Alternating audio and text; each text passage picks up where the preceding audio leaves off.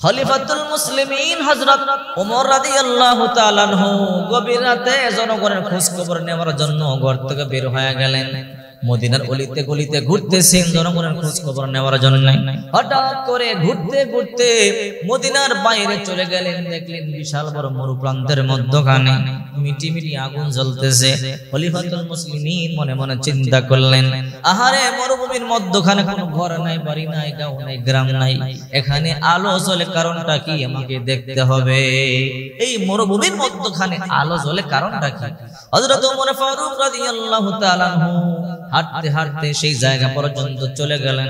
হঠাৎ করে তাকায় দেখেন ছোট্ট একটা কুঠুরি দেখা যায়। এই ঘরের মধ্যে মিটি মিটি আলো জ্বলতেছে। ছোট ছোট কয়েকজন বাচ্চা চোখের পানি ছাড়িয়া কান্না করে বলে, মা আজকে 3 দিন ধরে কোনো খাবার নাই, পেটের ক্ষুধা সহ্য হয় না রে মা, আজকে খাবার দাও, আজকে খাবার না দিলে আর বাঁচবো না রে মা, খাবার দাও, ক্ষুধা সহ্য হয় না। মা চোখের পানি ছাড়িয়ে কান্না করে বলে, ও সন্তানেরা আরেকটু অপেক্ষা করো, কিছুক্ষণ পর খাবার হইলে তোমাদেরকে খাবার দেব। হাড়ির মধ্যে কি যেন রান্না বান্নার আওয়াজ শোনা যায়। খলিফাতুল মুসলিমিন মনে মনে চিন্তা করলেন, একটু অপেক্ষা করিয়া দেখি তো কারণটা কি। অনেক লম্বা সময় অপেক্ষা করলেন, বাচ্চাদের কান্না বন্ধ হয়ে গেল। ওমর বুঝতে পারলেন বাচ্চারা ঘুমাইয়া গেল, কিন্তু মা তো খাবার দিলেন না। খলিফাতুল মুসলিমিন চিন্তা করলেন, নিশ্চয়ই কোনো ঘটনা আছে। আবার শুনলাম 3 দিন পর্যন্ত কোনো খাবার নাই। এবার খলিফাতুল মুসলিমিন কিছুক্ষণ পর ঘরের বাইরে থেকে সালাম দিলেন, জবাব পাইলেন। বলল, মা আমি একটু কথা বলতে চাই। কি কথা? ও মা আপনাদের কি সমস্যা বলেন। তোমার কাছে বললে কি হবে? এই দেশের বাদশা ওমর তো 3 দিন পর্যন্ত আমাদের খবর নেয় না। শুনেছি সে নাকি বড় ভালো একজন দয়ালু বাদশা, খলিফা, কিন্তু 3 দিন পর্যন্ত আমাদের ঘরে কোনো খাবার নাই, সে তো খবর পর্যন্ত নিল না। কি হয়েছে বলেন? দেখলাম বাচ্চারা কান্না করতেছে, বলে বাবা তোমাকে চিনি না, তারপর তোমাকে বলি শোনো, আমাদের ঘরে 3 দিন পর্যন্ত কোনো খাবার নাই। ও মা দেখলাম রান্না বান্নার আওয়াজ শুনলাম। বলে বাবা রে 3 দিন ধরে এরকম ধোঁকা দিচ্ছি, হাড়ির মধ্যে পানি দিয়া কয়েকটা পাথরের টুকরা দিয়া আগুন জ্বালাইয়া নারী আর 4 সন্তানদেরকে বলি অপেক্ষা কর, রান্না বান্না হইলে খাবার দেব, কিন্তু আসলে কোনো কিছুই নাই। বাচ্চারা যখন ক্ষুধার যন্ত্রণায় কান্না করে করে ক্লান্ত হয়ে ঘুমিয়ে যায়, তখন লাইট অফ করে আমিও ঘুমায়া যাই। এরকম ধোঁকা দিয়া দিয়ে 3 দিন পর্যন্ত সময় কাটাইলাম, আমাদের কোনো খোঁজ খবর নাই না।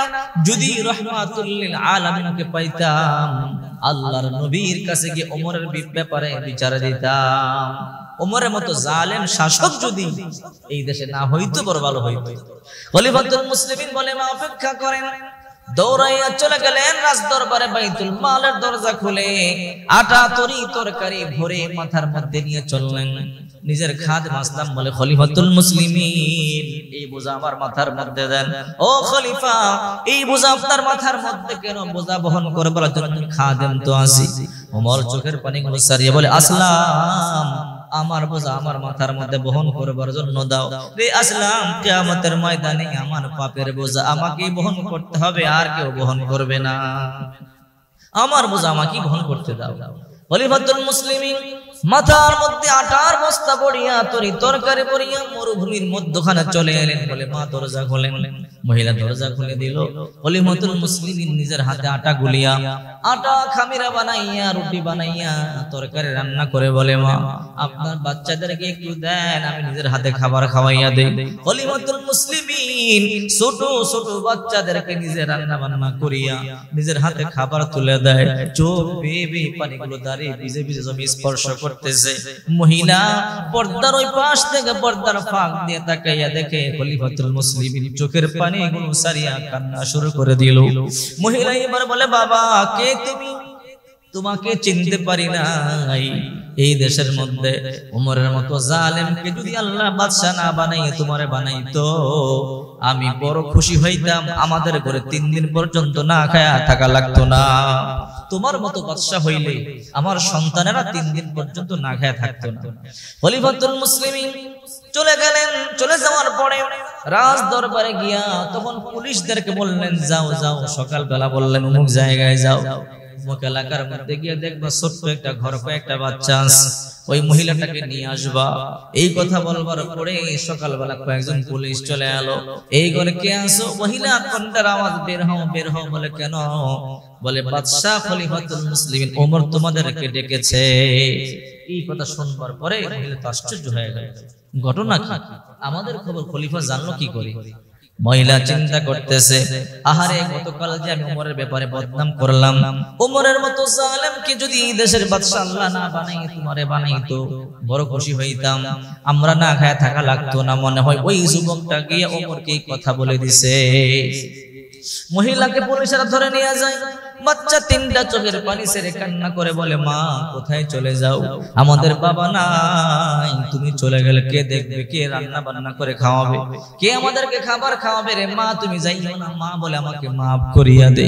মনে হয় ওমর আমাকে ফাঁসি দিবে, নয় তোমাকে জেলে দিবে। মনে হয় আমি মা আর তোদেরকে আদর করতে পারবো না, তোদেরকে আর ভালোবাসতে পারবো না, আর খাবার খাওয়াইতে পারবো না, তোরা আমারে মাফ করে দে। বাচ্চা তিনটা চোখের পানি গুলো সারিয়ে কান্দে, মহিলা কান্না করে। যেতে যেতে রাজ দরবারে চলে গেল। মহিলা চোখের পানি সারিয়া নিচে তাকাইয়া কান্দে, আরে এখন আমার রায় হয়ে যাবে, ফাঁসি হয়ে যাবে।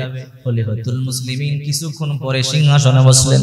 বলে মা তাকান, কথা আছে। হঠাৎ করে মহিলা তাকাইয়া দেখে, আহারে গত রাত্রে যে যুবকটাকে দেখলাম, রাত্রে বেলা আমার বাড়িতে গেল, ওই যুবকটাকেই তো দেখা যায়।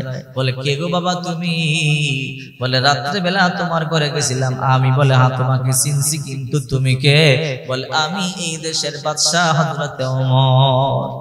ও মা আমার ভুল হয়ে গেছে, বাবা রে তোমাকে আমি জালিম বলেছি, তুমি আমারে maaf করিয়া দাও। এইজন্য তুমি কি আমার তোমার দরবারে দড়িয়ে আনছো? বলে না রে মা না, এইজন্য আপনারা আমি দড়িয়ে আনি নাই। ও মা ক্ষমা চাওয়ার জন্য আমি বাদশা হওয়ার পর 3 দিন পর্যন্ত আপনারা অনাহার। আল্লাহর দরবারে কি জবাব দেব? কিয়ামতের ময়দানে আমাকে আল্লাহর কাঠ করে দাঁড় করাবেন না, maaf করে দেন। ও মা maaf করে দেন, আল্লাহর দরবারে আমার ব্যাপারে বিচার দায়ের করবেন না। চিন্তা করেন বাদশা কেমন আর ওই দেশের নাগরিক কেমন। এবার খলিফাতুল মুসলিমিন বললেন, মা আপনার টেনশন নাই, আপনার ঘরে সময় মতো খাবার পৌঁছে যাবে। চিন্তা করে দেখেন, আর আমাদের দেশের বাদশারা, এমপি মন্ত্রীরা, তারা যখন বোর্ডের সময় হয় জনগণের কাছে যায়, যখন বোর্ডে পাস করে এরপরে 5 বছর কাছেও যাওয়া যায় না, সময় নাই, এলাকার মধ্যে আসে না। আল্লাহর কসম করে বলি অবশ্যই আল্লাহর দরবারে দাঁড়াতে হবে, আল্লাহর দরবারে অবশ্যই